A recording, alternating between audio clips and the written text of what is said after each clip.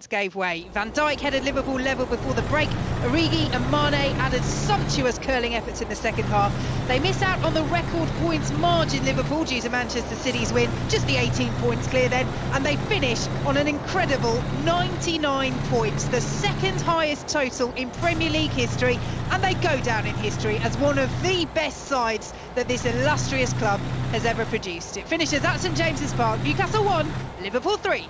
England have declared on 226 for 2 at Old Trafford. Rory Burns was out for 90. Joe Root unbeaten on 68, gives them a lead of 398 runs. Back to the football, Juliet Farrington at Manchester City. David Silva given a standing ovation from those here inside the stadium as his Premier League career came to an end in the 85th minute of this game. That's not to say it's his last Manchester City appearance, as there's still the Champions League obviously to come. Comfortable though this for City. There were glimpses from Norwich, but Jesus, Sterling, Mahrez and 2 from Kevin De Bruyne made up the 5 as Pep Guardiola looks to sharpen up ahead of the visit of Real Madrid on Friday the 7th of August. Ederson too, the winner of the Premier League Golden Glove as well. So celebrations here all round at the Etihad. It finished Manchester City 5, Norwich 0. Let's go to Turf Moor next. Burnley 1, Brighton 2 is how it finished. Delith Lloyd. Yes, and Brighton have secured their highest ever Premier League points tally, 41 points, and there'll be no Golden Glove for Nick Pope. He was beaten by a sweet Bissouma strike from 25 yards midway through the first half. Burnley level just before the break with a well-taken Chris Wood goal, his 14th of the season. Aaron Connolly then put the visitors ahead 5 minutes after the restart from a tight angle after getting the better of Long in the Burnley defence. A Rodriguez header from a corner had looked to hand Burnley the equaliser, only for that to be ruled out offside by VAR. Replay showed Goodmanson was well offside. It's still a record equaling points tally for Burnley though. It's finished Burnley 1, Brighton 2. And finally to St Mary's, Aaron Paul. 2 from Che Adams after going in at half-time. A goal down set the path for Southampton on this one. The Saints weren't the best in the first half, but rose to the top in the second, with Adams equalising quickly after the restart and grabbing a second shortly after. Adams could have had a hat-trick, but Jack Robinson's brave tackle stopped him in his tracks. Danny Ings converted a penalty late on as he chased Jamie Vardy for the Golden Boot. He ends the season on 22 goals. Defeat for Sheffield United sees them finish 9th. That's their best Premier League finish ever. Mark Southampton just 2 below them in 11th, but worlds away at points in this game. It's finished here at St Mary's for the season. Southampton 3, Sheffield United 1. So on the final day of the Premier League season, on July the 26th, these are the scores. Arsenal 3, Watford 2, Burnley 1, Brighton 2, Chelsea 2, Wolves 0, Crystal Palace 1, Tottenham 1, Everton 1, Bournemouth 3, Leicester 0, Manchester United 2, Manchester City 5, Norwich 0, Newcastle 1, Liverpool 3, Southampton 3, Sheffield United 1, West Ham 1, Aston Villa 1. The final Premier League table is as follows. Liverpool with 99 points. Manchester City have 81, Manchester United have 66, and they finish ahead of Chelsea, who also have 66 on goal difference. Leicester end the season in 5th with 62. Tottenham also in the Europa League places with 59. Their goal difference is better than Wolves by 3. Wolves finish 7th, also on 59. Arsenal have 56, Sheffield United 54, and Burnley complete the top half also on 54 points. Southampton have 52, Everton 49, Newcastle are 13th with 44 points, Crystal Palace have 43, Brighton have 41, West Ham have 39, Aston Villa finish outside the bottom 3 with 35 points. Bournemouth on 34, Watford on 34 and Norwich on 21 are the 3 teams relegated to the Championship for next season.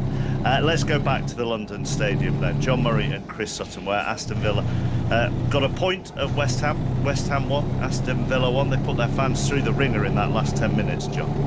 They did, and really they've saved themselves with a late flurry in the last couple of weeks of the season, because 2 weeks ago, on July the 12th, they were 7 points behind 4th bottom, and many doubted that they didn't have enough to come back from there. But they've got 8 points from from their last 4 matches, and that's done it for them. It looked like they might do it with a win when Jack Grealish finally scored his first goal in 17 matches as late as the 84th minute. Lovely finish. It really arrowed beyond Fabianski and into the net, but the alarms were back less than a couple of minutes later when Yarmolenko, with a deflected effort, saw his shot drop over Reina and into the Aston Villa net.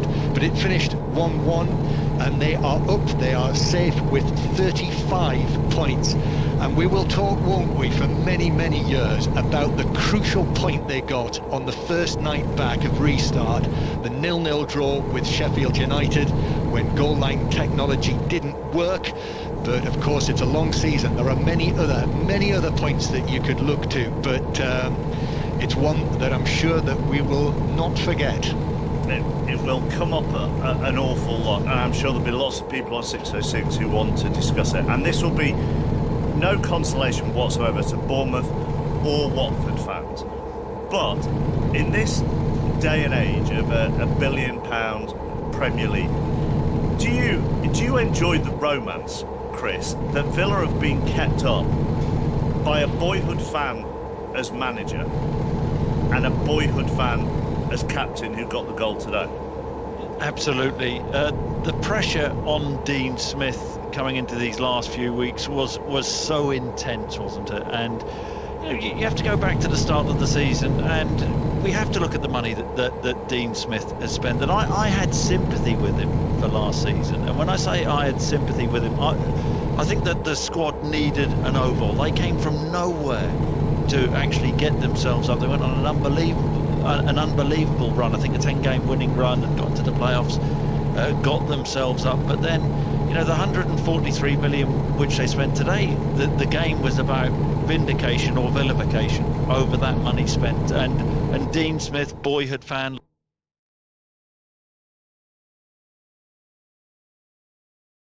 up, flashed a goal in, and it's a wonderful, wonderful story for romantics everywhere, and I'm one of those, Mark.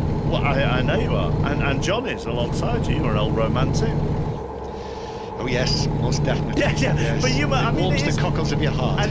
But also, he's been through a lot as Dean Smith. Yes, this season.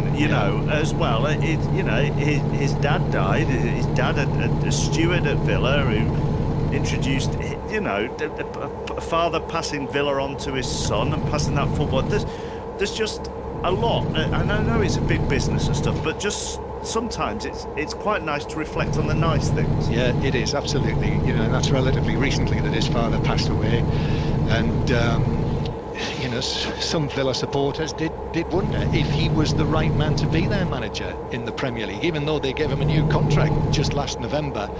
But this will only strengthen his position, and many clubs find it very difficult, no matter what the size of that club, when they come back into the Premier League or get promoted into the Premier League, and you just have to find a way of staying up. And Dean Smith and Villa have found a way, and it was quite a moment when they all gathered together on the pitch here, and they've got every right to celebrate. And immediately, once you've done that romantic side of it and said, how great that is, you immediately go, right, what next? And that is what will happen, partly, Chris, because the next season is going to be upon us very quickly as well. Yeah, and he'll be aware of there's massive surgery required at Villa. We talked about the money which was spent. He would have realised that they would have come up short in a lot of areas. Mentioned the bench before the game. You look at the strength in depth that Villa have throughout their squad. Well, they don't have a lot of strength in depth, is my point, and they need serious work done in the transfer market to make them stronger. They've been weak defensively, and they haven't had a regular enough goal scorer. I know Wesley has been missing for a long time, but big work will be required. Dean Smith will enjoy this evening. He should enjoy this evening with the job that he's done this season, but then he will be thinking and focusing on next season. There's some reaction from elsewhere. Villa staying up, Bournemouth are going down, even though they won today 3-1 at Goodison. Gary Flintoff is talking to Eddie Howe. Thank you, Mark. Eddie, thank you for your time. I thought your team were excellent today, but unfortunately it wasn't to be. Yeah, we were excellent today, played very well. the frustrating thing is when you see us play like that, you think, how are we in the position that we are? I always knew the ability in the squad was there. For whatever reason, that hasn't been there consistently enough this season, and that's a very painful feeling right now. In terms of your emotions, is there one which is more prevalent than any other? Difficult to describe, really. It's just a very sad, painful feeling that's sort of in the heart. It's very difficult when you feel like you've let people down. We've ended up with relegation, and it's incredibly difficult to describe, and especially when you have nothing to feed back off either. There's no.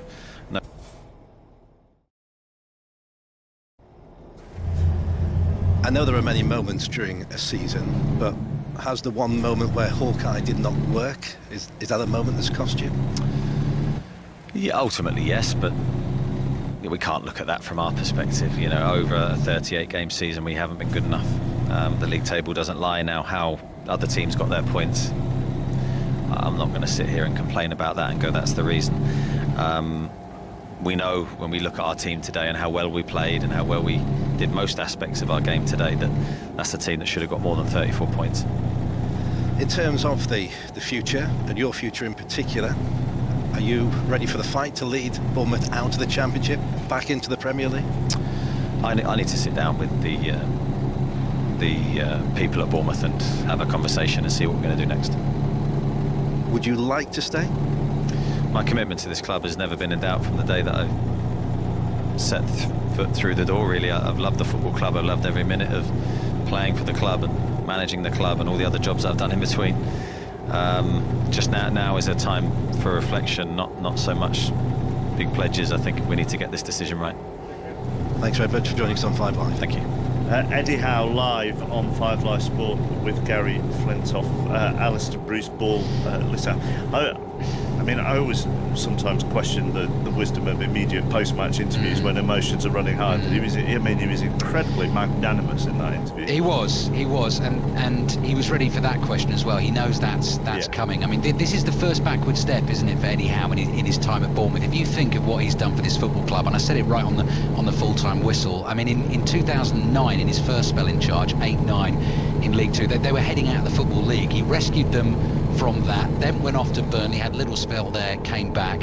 Promotion in 2013 from League One, a promotion in 2015 as champions, and then, the last 4 seasons before this one in the Premier League, pretty plain sailing. I mean, getting the business done, comfortably staying in the Premier League, well before the final day of the season. It's just lots of different things this season, I think, Mark, have added up to the season they've had. Problems with Ryan Fraser, who clearly wanted away from the club. His heart, he admitted himself halfway through the season, wasn't in it. That took a massive goal threat out for them. They've had real injury problems. I think you could probably question Eddie Howe's signings over the last couple of seasons as well. And as always in their 5 seasons in the Premier League, certainly at the back, he's quite often relied on the players that got them there in the first place.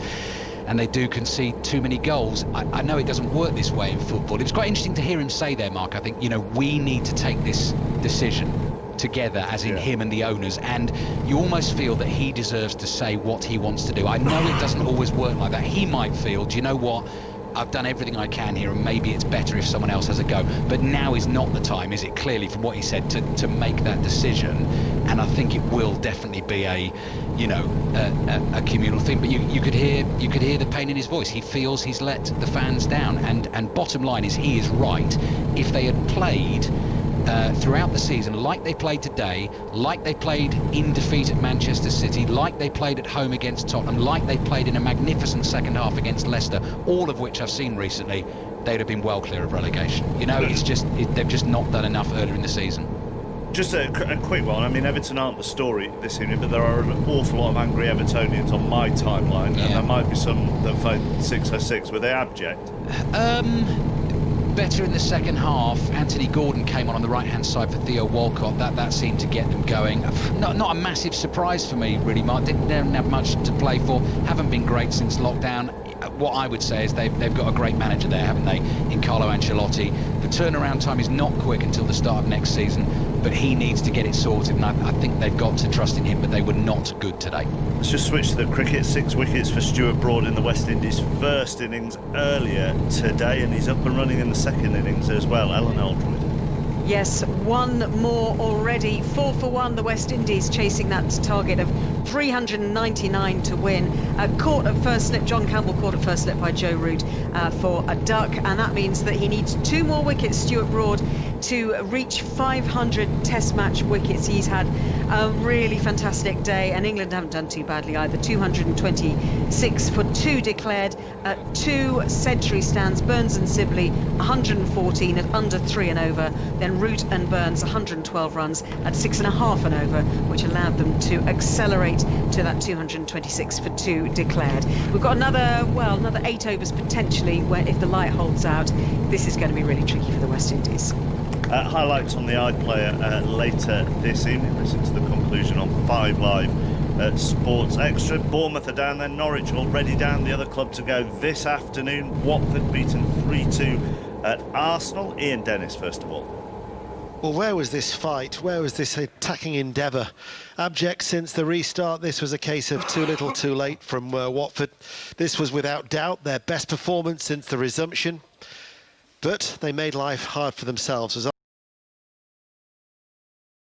Watford still created enough chances to win. Aubameyang with an early penalty, Tierney, and then a second, a fine overhead kick from Aubameyang. But Watford did play well. Deeney powered home a penalty before half-time, and then they laid siege in the second half. Messina blazed over from about 8 yards out. Martinez saved well from Welbeck. Welbeck clawed one back from close range, and still Watford kept on coming. Pereira close with a free kick. Welbeck's flick almost equalised, but it was saved, and then Deeney headed over in injury time, and Watford were relegated.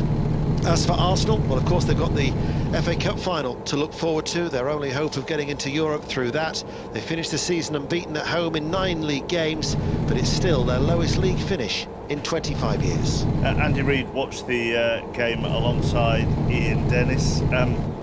There's very little sympathy, I would suggest, around, it would appear, for the people that run Watford.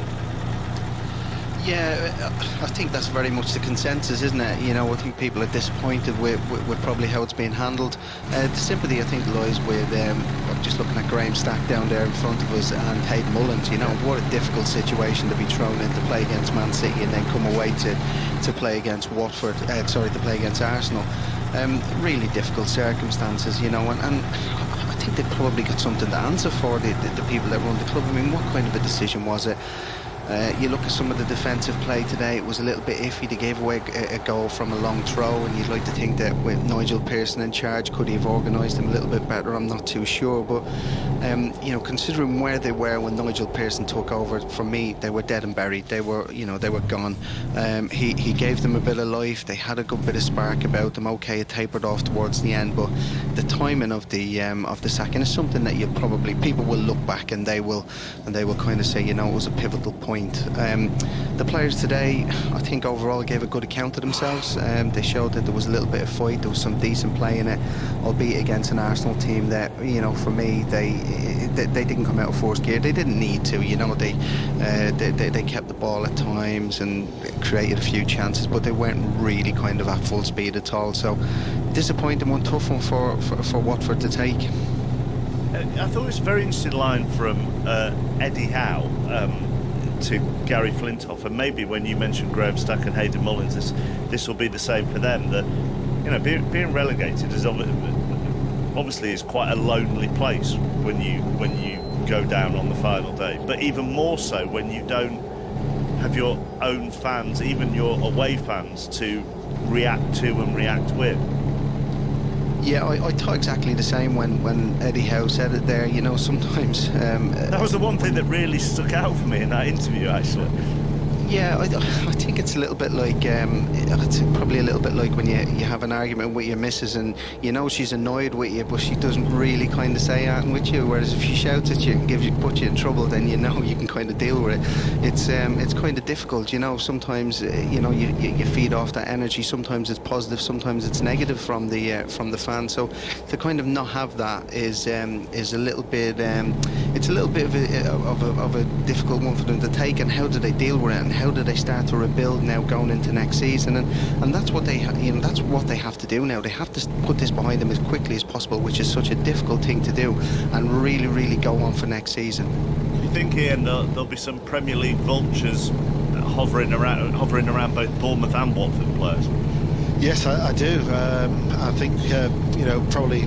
I mean, you think Bournemouth in particular, but I think also with the Bournemouth situation, I think some of those players are going to have to probably take a reality check in terms of what their wage salaries are now, that they might have to lower their demands elsewhere, because, you know, make no mistake, Bournemouth have spent a lot on terms of wages in attracting players to the South Coast, and in this current financial climate, I think that there'll be a number of clubs who might well have to readdress the financial situation and whatever else. And so if they're looking at Bournemouth, and if there is to be a fire sale, then you know, those players might well have to lower their demands if they want to remain in the Premier League, because some of those players who have underperformed for Bournemouth this season might not necessarily be able to command the same level of salary at other Premier League clubs, because I think there's going to be a reality check now in football across the board.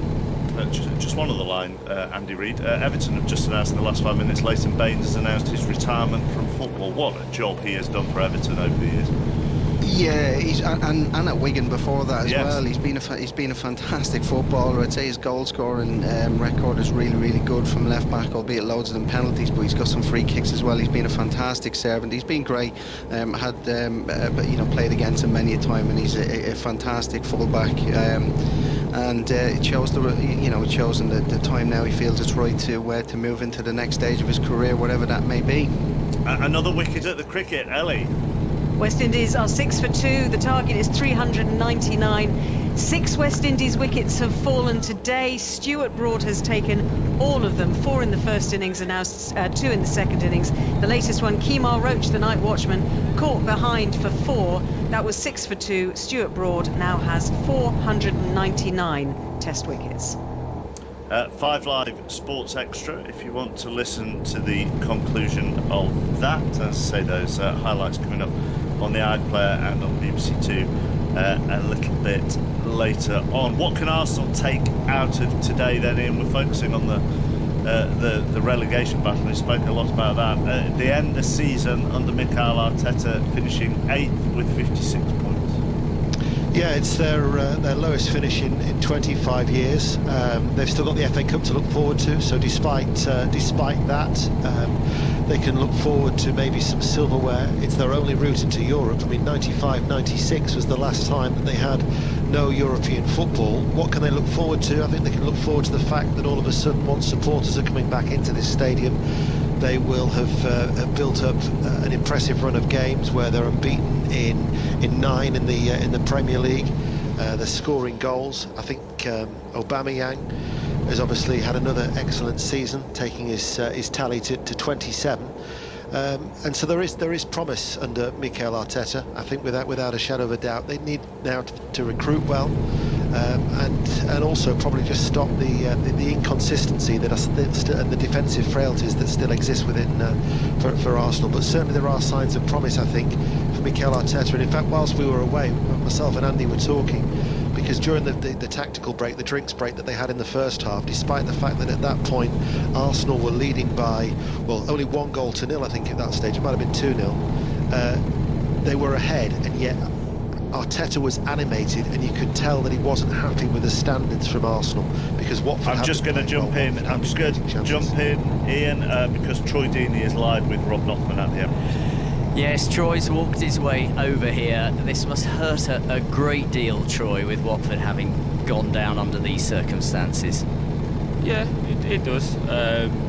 Trying to be like as straight to the point as I can. It's not about today's game. It's a year of not being good enough ultimately, and that's where we're at. So we can be frustrated for today. Obviously, we had enough chances to win probably 5 games, but if we don't score and we keep defending the way we did as a team, then ultimately you've got to lose more games than you win, and that's ultimately what happened over the course of this season. So tough one, but it's one more for fans and people that work at the club, because they're the ones who get affected by this, job cuts, etc. They're really. There are, as you say, a lot of good people behind the scenes at Watford, and yet public sympathy for the club with what has happened with a managerial situation is at a very low ebb. Are you and the players aware of that in a way the country's lost sympathy with Watford? I don't know, it depends how much of the media you read, really. I don't really read too much. I just try and live in my own little real world bubble of me and my family. I can understand why. As I say, the club from top to bottom will have to do an audit and understand what went wrong, because you can't be naive enough to think that having 3 managers sacked in one season means that we got it right. Something went wrong. So is that players, is that ownership, is that all of it? We have to audit it and have a look through it. But one thing I'm certainly not going to do is come out here and make excuses. We just haven't been good enough this season, and ultimately that's it. And as far as you're concerned, you well prepared for life in the Championship and still to go on playing? Yeah, I'm 32 years old. I've got a knee operation next week. I've been playing injured for about a month now.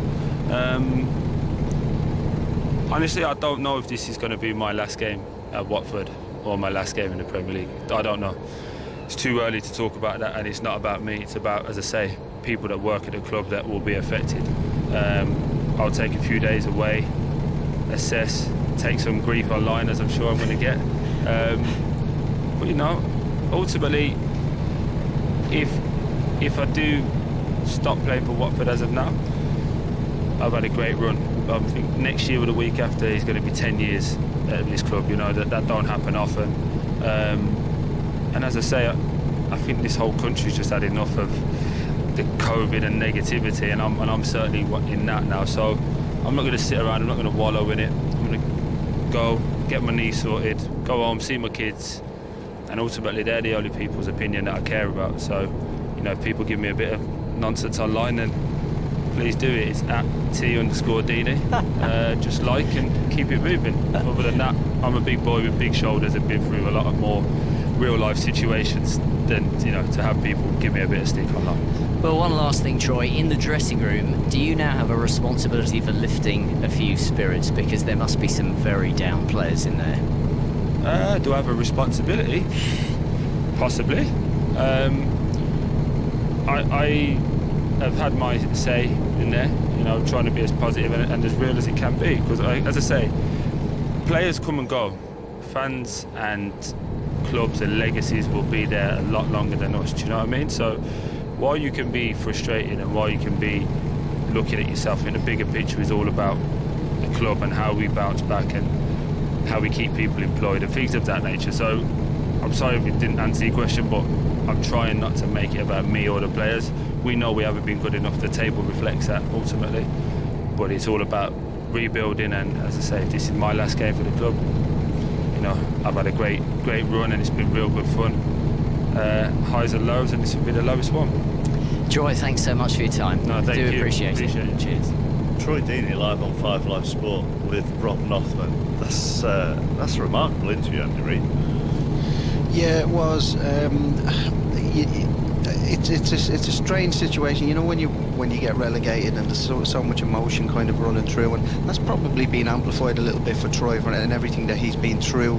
I know he's not trying to make it about him, but when everything that he's been through this COVID as well, with the worries about his family and possibly not coming back at the start. And I think that interview for me is just a culmination of the whole lot all coming together. He's got a lot to think about over the next few days. I'd be very, very surprised if he's not at Watford next season and leading their charge to get promoted.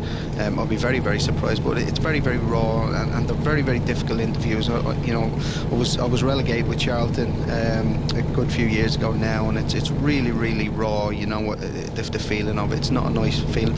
But when he was asked the question there about does he have you know, the responsibility to try and pick people up, people at that football club look up to him. So he does have, even though he hasn't said it there, he has a massive responsibility on his shoulders for the people that look up to him and to try and lead the way, because you know the club will be making a promotion push next season, and I think he'll be a spearhead in that.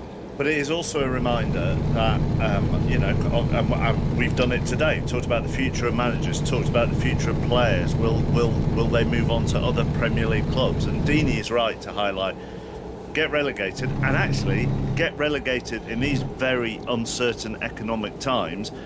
And that is a lot of staff at the club who will have very uncertain futures. Yeah, it's the worst bit, and you know, I referenced Charlton earlier on. And for me, when we got relegated from Charlton, the biggest thing that really hurt the most was looking around, and you know, the chef might have left, and the secretary might have left, or you know, the player liaison, whoever might have been, and they're the people who are probably they're the people who are more impacted than anybody else, and it's really, really sad that, because I know people sometimes think footballers don't care and they just get on with what they're doing, but trust me, they do. There's a lot of emotion, a lot of feeling in there, and Watford have been on a really good journey over the last few years, and then people will have come along on that journey. So for them that do possibly leave the jobs, that's the bit that really, really hurts. That's the bit that impacts the most. Good to have you with us this season, Andy. Thank you. Andy Reid, as far as the Champions League place are concerned, Leicester 0, Manchester United 2, Chelsea 2, Wolves 0. It means Manchester United finished 3rd, Chelsea 4th, Leicester 5th. Wolves actually finished 7th. Tottenham got a point at Crystal Palace, so they finished 6th. We'll get reaction from all those games in the next 25 minutes or so.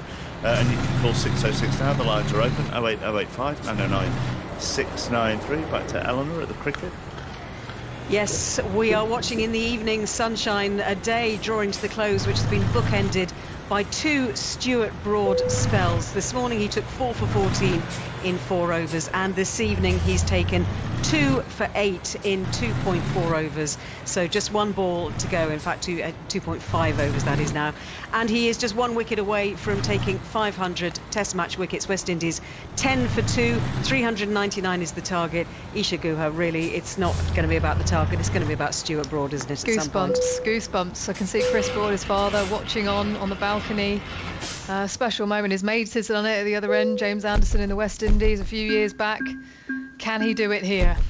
It's the final ball of the day, and oh no, so close to the outside edge as it goes through. Everyone was just willing it to happen.